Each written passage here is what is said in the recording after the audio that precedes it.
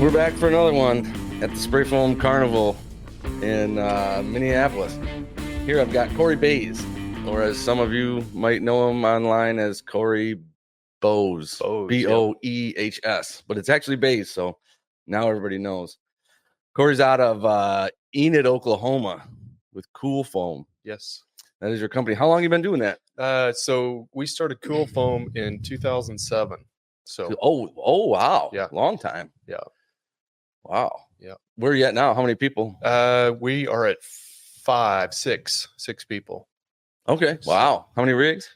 We've got an accurate double pumper, and then we've got a pipeline rig out of a box truck. Oh yeah. So we have a blown in rig also that we use. So wow. Yeah. That's a good long time. Just came back from just came up here from downstairs. Yes. You were down there. Yep. Okay. And man, we had a lot to talk about. Yeah. Regulation is still a hot topic. Yeah. Regulation and certification. Yeah. What's your thoughts on all that? Whatever we do, what I'm passionate about is training sprayers, training companies to do the right thing. I think it's the most frustrating when we see people getting into it that we haven't been able to educate to do the right job for the customer. That's the tough part. There are so many schools of thought on that. I know. And I don't know what the right answer is. Yeah. I think pretty much everybody can agree to that. Even the SBFA is like, man, they did a poll of, raising hands and who thinks we should do that. And it's usually pretty overwhelming that most people do. It's really tough for me because I agree that it would be good if a lot of people had more training, more certification. Yes. Maybe less people had the ability to just grab a gun and go. The only thing I worry about is I know how our government works. Yeah. I so agree with the quadrant guy that if we think the government has our best interest in mind and that they're going to run it, like show me a track record anywhere where government oversight has actually helped do the right thing. Exactly. And and that's, I do think it's all of our responsibilities in the industry to further education, to reach out, help that new guy, help people do the right thing. Yeah. I had, and I've got a lot to pay forward. I got into it. I went with the manufacturer that I thought was going to, or a rig builder that was going to support me. And that didn't happen. So I reached out to a contractor and he helped me get my rig set up to where it would spray right and things like that. And then took Demolex training and things like that when I could. But I was that guy working, thinking I could make the big bucks out of a little rig with an E20 and things like that. And it took a while. And, I never did lay down bad foam. Yeah. But so, for me to sit here now, however many years later, and say, well, yeah, we should, I did the same thing as what's still going on, but, I've furthered my education. Yeah. So I think that maybe the best answer that I can think of at least would be to do as good of a job self-policing as we can. Yep. We want to be able 100. To, but we can't self-police everybody who's not involved. If you're not involved in the SPFA and you're not really doing spray foam worldwide, you're not around the community, that sort of thing. If you're just kind of a lone ranger out there spraying bad foam, the only thing that's going to get you to turn your life around is, going to be government action. Yeah. And to me, it goes back to one of my biggest life philosophies is that no one's coming to save you. Like it's, we've got to be the change that we want to see. Every one of us has to be the change that we want to see and work with others rather than isolating and self-protecting. Yeah. So, to put the burden of responsibility all on the systems houses or the manufacturers, me as a contractor, what can I do to further that education? I fully support that. Yeah. So what got you started in spray foam? So my dad is he still is a general contractor. I grew up working for him, framing houses, things like that. And then at 24, I'm 42 now, going to be 43 in August. At 24, I started managing his contracting business. And I mean, just jumped off the deep end. We were building 15 to 20 houses 15 to 20 houses a year, had multiple crews, finishing crews, framing crews, things like that. And I started managing that and did that for about 15 months and decided that wasn't for me. Yeah, what didn't you like about it? It's interesting. So I didn't like having that responsibility, but yet I was working under my dad, and he's a great guy, but it wasn't mine. And so I ended up, after 15 months, handing that back to him and going back on the framing crew. And then I really started missing just the interacting with people. I found I really enjoyed bidding and being part of something bigger.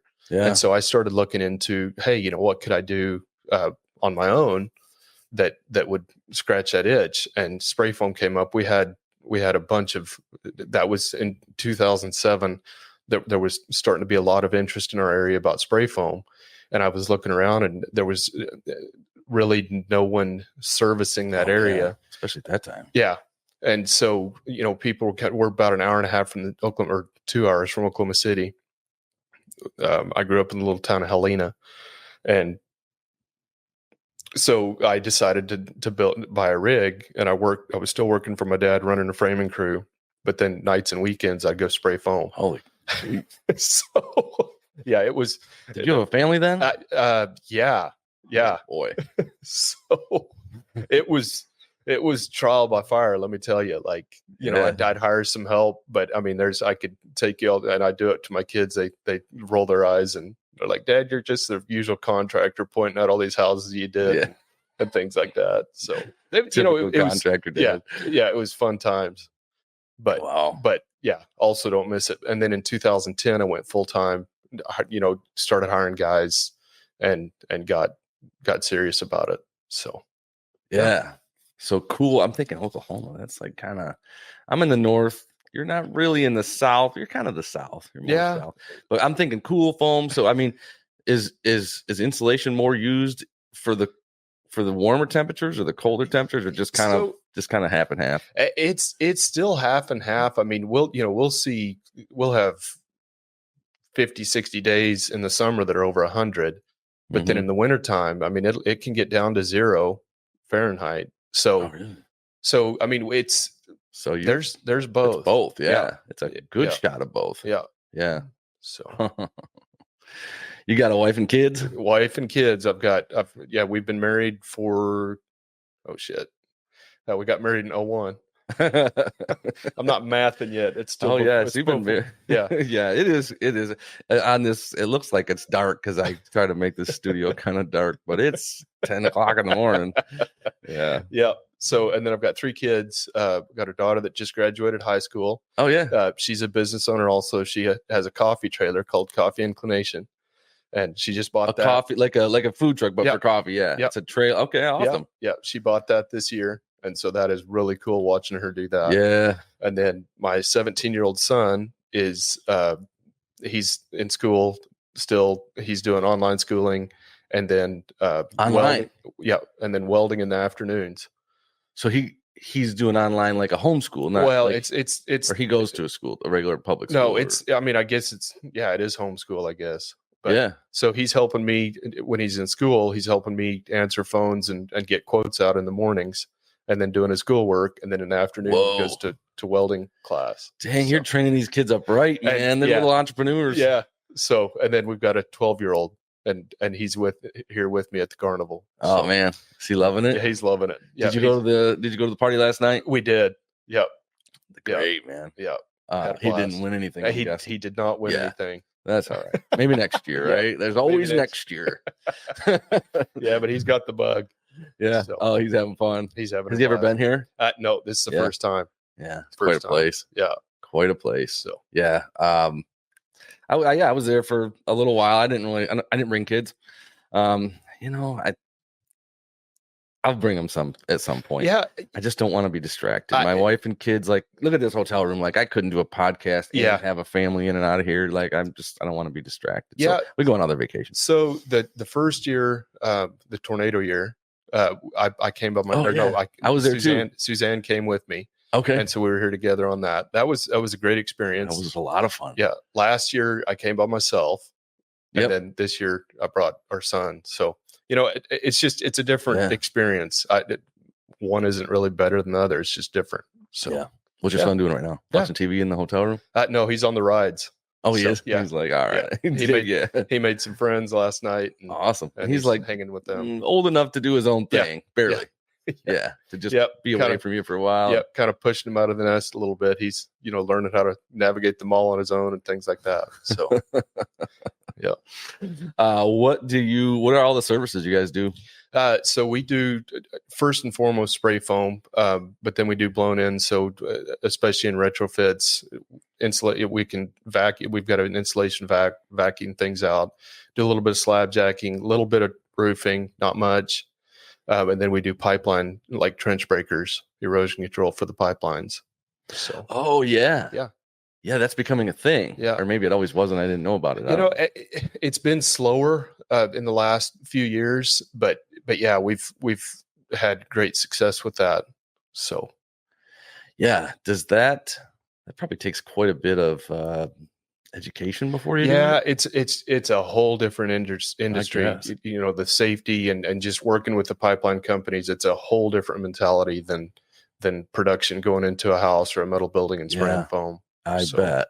But probably pays pretty good. Yeah, it does. The insurance requirements are a lot different, and so working through all that, the safety aspect of it, working with that.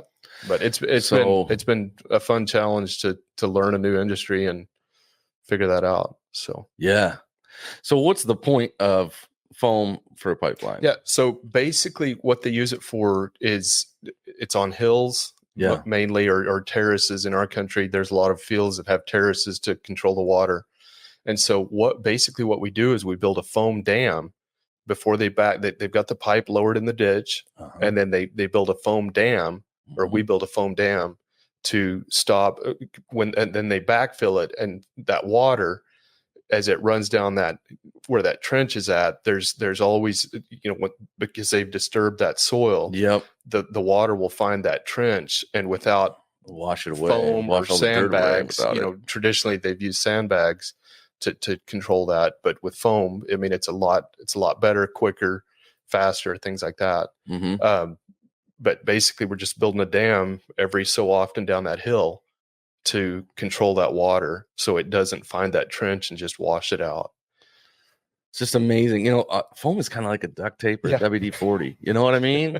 You just you have an initial use for it, but then everybody figures out how to use it in other ways, which is always, there's also awesome. It's awesome, but then there's, the times where you try to defy gravity or the laws of physics. It still, it doesn't work out too well in those areas. But what kind of foam is that? Like pounds? It's a 2.2 pound density. So different suppliers do different things. It's a lot of times it'll be a water blown open cell. That's a higher density. Yeah. So a 2.2 pound open cell. Why not just like a heavier? Well, because you're stacking up.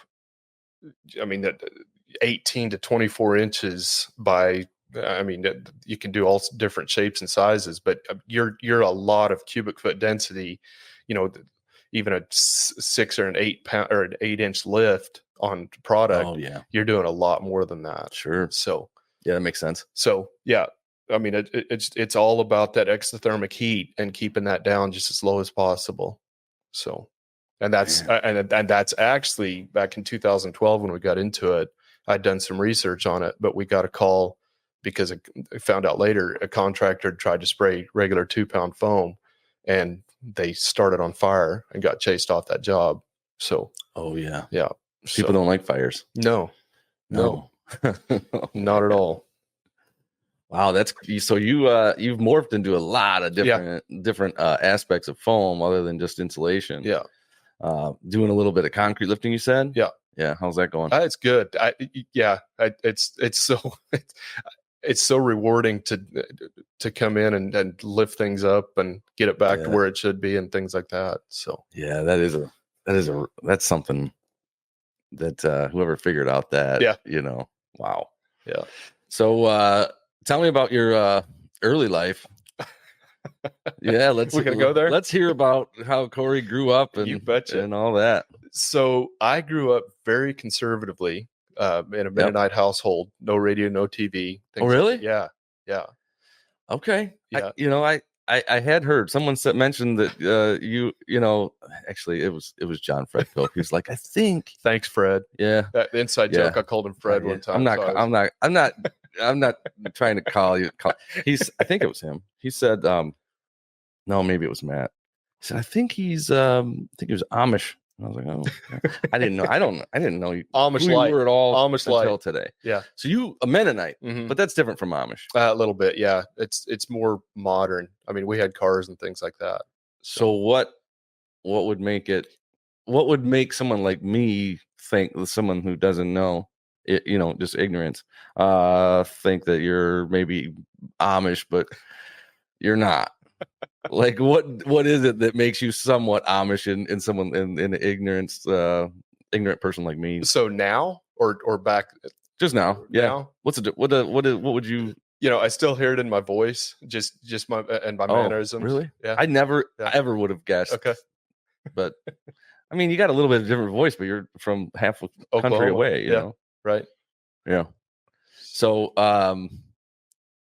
no, I mean, what's the difference between Mennonite and Amish? Let's just say. So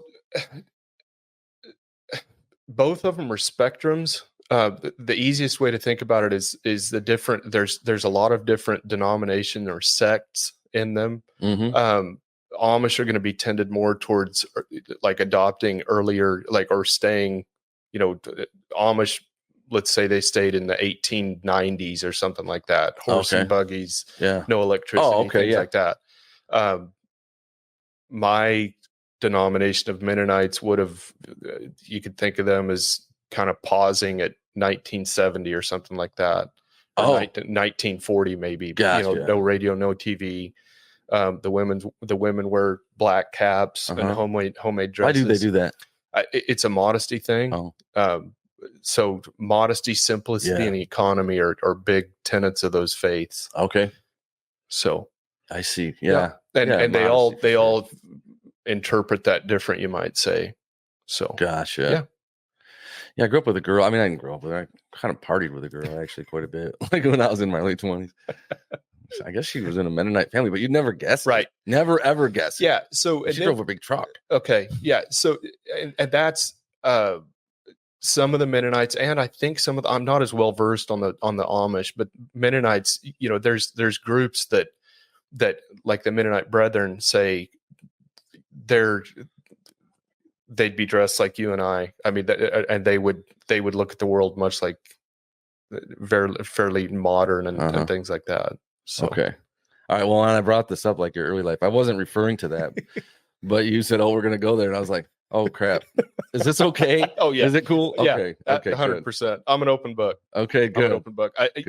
My journey has been about finding out who I am, rewriting the stories that I was given. I'm incredibly grateful for my childhood. Had a great childhood. Yeah. There's a lot of the things in that faith that I grew up in that I'm grateful for. Yeah. The simple life, working with my dad, working with my family, appreciate what you have. Yeah. Strong family ties, things like that. And those are things that are important to my wife and I moving forward. Yeah. So did she grow up that way? Yeah. She did? Yeah. Okay. So it's a very closed culture. Like I didn't really have friends outside of that culture. We could only marry within that culture. And so it was very closed. Yeah. So are you still that way? No. Okay. No. We transitioned out of that about 11 years ago. Okay. So can I ask why you decided to, so my business had a lot to do with it. Okay. That getting out in the community, I was raised that we were the one true church. Mm-hmm. And so that, not to make it religious or anything, but God looking down on us, we were the only group of people that he was truly, that we were living the right way. We were following the Bible in the right way. Mm-hmm. And I started as I think most churches. Well, yeah, no, you know what I mean? We can get into that. Yeah. Okay. Yeah. And I go to church. I'm a Christian myself. But yeah, I think most churches are like, everybody else is wrong and we're right. And that us versus them. I see it. The world is full of systems. Mm-hmm. Spray foam and the culture there is a system. Absolutely. We're better than the fiberglass guys. We're the only one true insulation weight, right? It's true. Yeah, you're right. And that's the other thing that I'm grateful for in my life is, I can kind of start picking some of that stuff apart and going, okay, so what do they think? How can we learn from them? My tribe isn't necessarily the right tribe. It's just the way that we do things, right? One of them. Yeah. So, but as I got into my business and started seeing other people that I'm like, dang, they're good people. Like they're trying to do what's right. Mm-hmm. What if my system isn't the only way to do things? And it started me down this path of, is this really what I believe? And I started digging into that. And I'm like, shit, this isn't me. Like, and there was, it's been a journey of terrifying at times of figuring out, hey, what do I want out of life? And am I on track to get that? And so it came to this point and my wife, Suzanne, got to it quicker than I did, but she was just like, man, I just don't believe these things. And to continue, dressing this way and acting this way, where I came to it was like, I could stay in that system to not disappoint my family and things like that, but at what personal cost that was going to be, and decided to transition out of that. And that was hard. I bet it was painful. I mean, like there's a happy ending to the story. I mean, my family was shocked and very hurt. Uh-huh. And, there was things said on our side and their side that we've had to forgive and move past and things like that. But you know what? We've got a great relationship with my family, with her family. Oh, that's good. We've patched things up and they're mostly supportive of where we're at. I mean, they'd really like us back there and, but they don't let it get that bad. No. Yeah. And, I love my family. I love my mom and dad and grateful for them. You guys usually have like a ton of kids, don't you? You got like 6 brothers and sisters or something. I've got 3 siblings. Oh, that's not too bad. Yeah. So cool. So what are you like? What do you like? Non-denominational? What do you do now? You know what? We transitioned out of the Mennonites into another non-denominational group, and I'm grateful for that part of our journey. But as I swing wildly from agnostic to atheist to depending on the time of the day, and I'm not even sure where I'm at right now. Oh, okay. So we don't. This as far as the system, my beliefs. I'm cool with God, but as far as organized religion, it's not really my path. Okay, so fair enough. Yeah, fair enough. So, did you go to a high school or no? Homeschool? So that one of the things is they believe that higher education is wrong, is sinful. So I've got an 8th grade education. How that works? Yeah, I did not know that. Yeah, again, that depends on the groups, but they had their own private schools, so I went through eighth grade in one of their private schools. Well, there you go, everybody. 8th grade education. Guy's been running his own company for 17 years. Yes. Got his kids running it at 17 years old. Yeah. So and that's that's one of the things that I'm grateful for is I don't think that it was by design, but that system, the entrepreneurs that come out of that system are by and large, I mean, there's amazing people that are doing great things with an 8th grade education, but it's fascinating. The people that want to learn, there's all the resources out there to learn. I as a kid, I'd come every 2 weeks. I'd go to the library and come home with a stack of books, biographies, fiction. I mean, I read a lot of fiction and things like that, but I learned a lot through reading, because you had and it wasn't organized. There's kind of a theme to my life. I'm kind of organization leery, you might say. There's so much knowledge out there too. Yeah. I mean, this is, when it comes to college and, nowadays I'm not, my kids are almost 8 next week, and 10, mm-hmm. and they're homeschooled, and I'm not going to push college onto them. I think it's just a waste of money, and it's an indoctrination now. It's not what it used to be. Yeah. And not only that, there's information everywhere you turn for free. Yeah. I think college has its place, but I think we've, I agree with that too. As a society, we've placed way too much value on that's the path that you have to take. And it's not for everyone. So far, my kids haven't decided to take that route. I'd totally support them if that's what they decided to do. It's a brand new idea. Yeah. Because everyone's like, in the past, maybe not you so much, but for me in college, you got to go to college. When I graduated high school, all the smart kids were going to college, and all the dumb ones were going to work.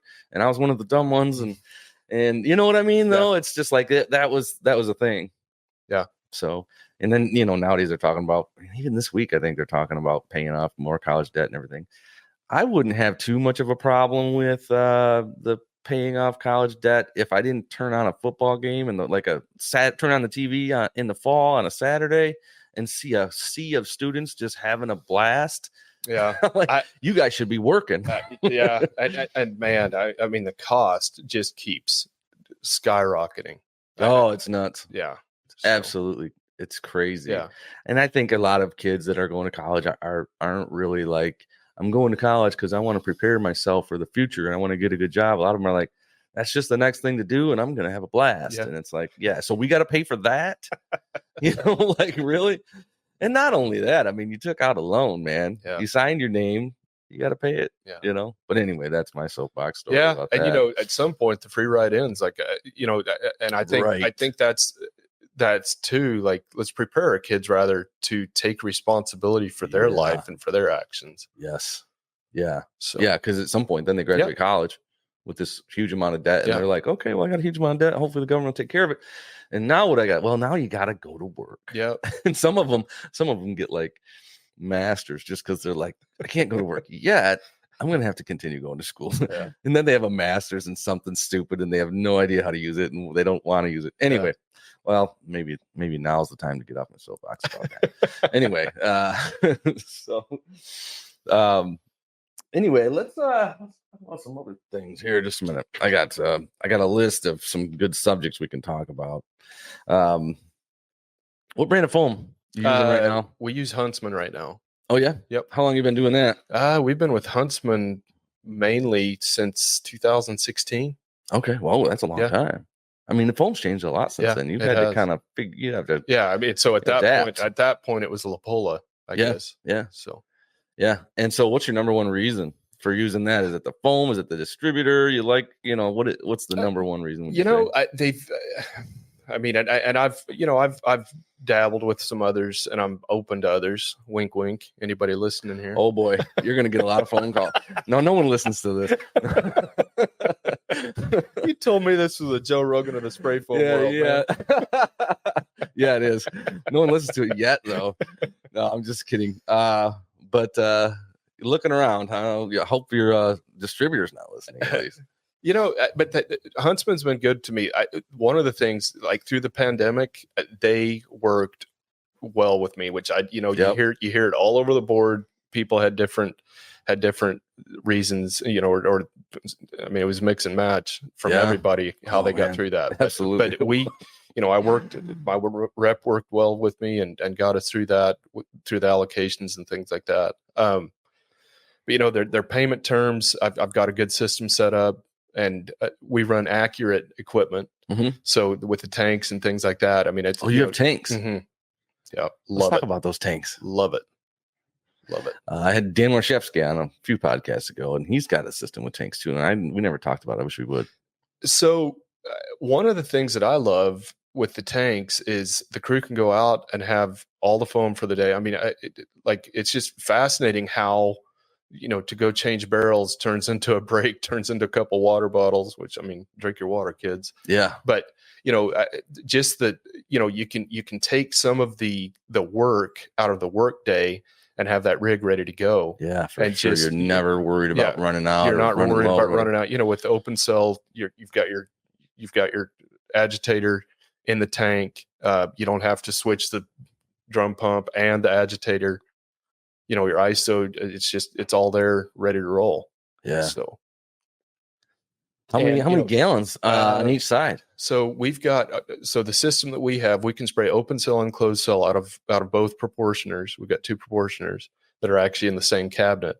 Oh man, that's got to be a pretty big. But we've got 100 gallons of ISO, and then we've got a tank of open cell and closed cell. So we've got 100 gallons each of those. So you've got that. So wow, that's a cool setup. Yeah. Wow, that's awesome. So you can just if you're gonna switch over, you just blow and go. Do you just hit a valve or something, or it's just valves and then computer screen, and you change the settings and what you're spraying. And how do you fill these things? Diaphragm pumps, or let's see. That's how you fill the. Mm-hmm. Oh, so you have a stick pump in a drum and it pumps it into the tank. Yeah. So that takes 15 minutes. Yeah, 15, 30 minutes, something like that. Okay. So just get that ready to go at night, and then boom, you're ready to tear it up in the morning. Yeah. That's cool. Yeah, I think that's probably I'm gonna guess that's the way I think a lot of rigs are gonna move to that. I think it's great. Yeah. I really do. Because with the accurate rig, we've got a hydrogen system on it that pumps hydrogen into the tanks to keep moisture contamination out of the ISO. Keep the closed cell settled down. It's state of art. Maybe it's just my own ignorance, but I haven't heard of anybody doing that. That's pretty. So that's obviously a alternative to air dryer and that sort of thing. Which we still run air dryers because of your gun air. I mean, you want air dryers on that and things like that. But so how do you get hydrogen in there? Do you buy it in a bottle or something? It's a hydrogen pump that it makes it. Mm-hmm. It takes it out of the air. Yeah, it takes it out of the air and then pumps it in at 2 psi or something like that. It's a fairly passive system. Huh. So, wow. Yeah. Where'd you get that idea? That's the great part about Accurate. So Trey Cook started Accurate. I don't know how long ago. We've had their rig since 2019, and they were doing it before that. But it's a different method, but it works amazing. So nice. Yeah. Huh. I have to check that out in the future. Let's do some fast questions here. Just a second here. What I always do a food one because food's fun. What's your all-time favorite cereal? I've never been a cereal. Never been I was kind of wondering. I'm like, yeah. Okay. And especially now I'm on a health journey, so I don't eat that stuff. Oh, I think I stalked you after you wanted to be on. You lost a ton of weight. Yeah. I've lost 85 pounds. 85 pounds. Yeah. Wow. Yeah. So, and this was through. So October of 22, I realized I was drinking way too much. Oh boy. Drinking every night, things like that. So I started cutting back, and then SPFA of 23 down in Daytona. Yeah. Was kind of my last hurrah. Oh yeah. And got home from that and decided to quit for 3 weeks or for 3 months. See, just because I knew I was, even with cutting back, the more I started, I'm a big research guy, podcasts, all these things. And I'm like, okay, I'm cutting back from 40 to 50 a week and I'm down to 12 to 15, but I'm still classified as a heavy drinker. 40 to 50 a week. Yeah. That's a lot. But even at 12 to 15, 12 to 15, I'm like, shit, I'm still a heavy drinker. So I'm like, okay, I'm going to stop drinking. And my energy just wasn't coming up. So I'm like, okay, I'm low on testosterone. So get tested for that. And the doctor's like, yeah, you're low on testosterone, but your diabetic numbers are up. Oh boy. And I'm like, okay, well, it's time to get serious about this. So quit drinking for 3 months and then started intermittent fasting, working out, walking, all the things, and started losing weight, and then started really getting serious about working out, building muscle, things like that. And yeah, I'm a total different person. Wow. And love it. Jeez. So, well, I'm still probably in that 12 to 15, maybe a little bit more. I know who to call if I ever decide to really take it seriously. You know what? No judgment. And I mean, last night I had a couple drinks. That's a lot for me these days. And I mean, I wear a Garmin watch, and my sleep scores show me this morning. Okay, so do that every once in a while, dude. But it's not gonna help your journey. And so that thing shows you that you didn't sleep very well. Yeah. Because so it's because of the booze. It gives you a sleep score. And I mean, how long? I mean, my sleep scores have been 70 to 100 on sleep scores. And last night it was 44 or something like that. What is like percent? What's those numbers? What is that? It's just a number. It's just a number. The higher, the better. And, is it dead on? No, but I can show you on the graphs. Oh yeah, there's where I drank. Here's all these where I haven't. Isn't it wild that we can do that now? Yeah. That is crazy.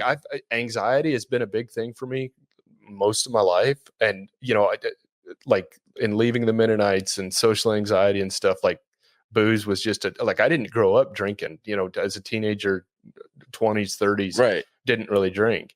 Until we left. And then it was like, man, that couple beers and, I'm loose and could socialize a whole lot better and things like that. And it just became a habit and to cover up anxiety. Well, what I didn't realize is, 1 to 2 beers can help with anxiety, but after that, it's just a vicious cycle.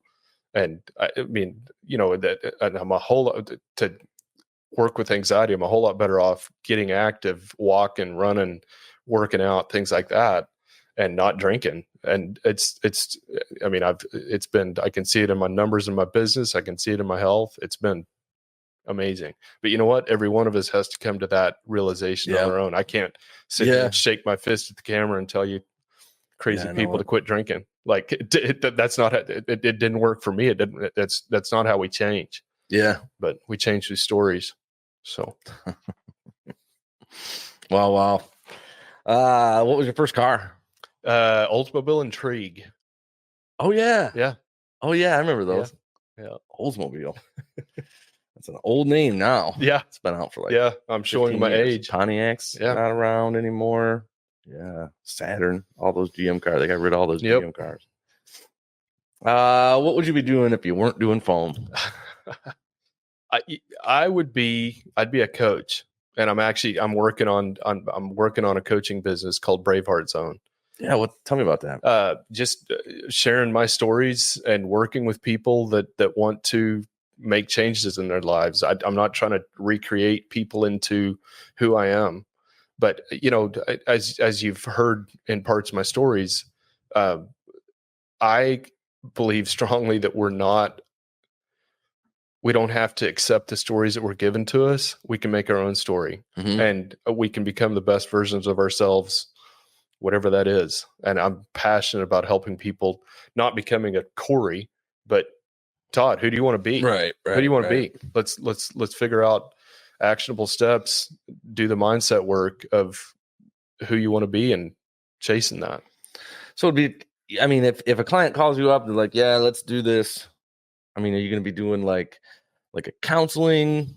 You're going to be going out for a run with the guy, get him in, a little better counsel. I have a counseling degree. Oh, you do? In my 8th grade education. Your 8th grade education is probably better than most public graduates. It's a mix. I've done a ton of research and reading and listening about how people change. And so everyone's journey is different. There's some of us that need accountability. There's some of us that need a plan. Hey, I'd like to work out, but I've got all this information that's crazy. Like what how do I get from here to here? And we figure out a plan how to do that. And that's you know what? Counseling, listening. No, yeah. It's fascinating people to just be heard and to get out what's in their head. Mm-hmm.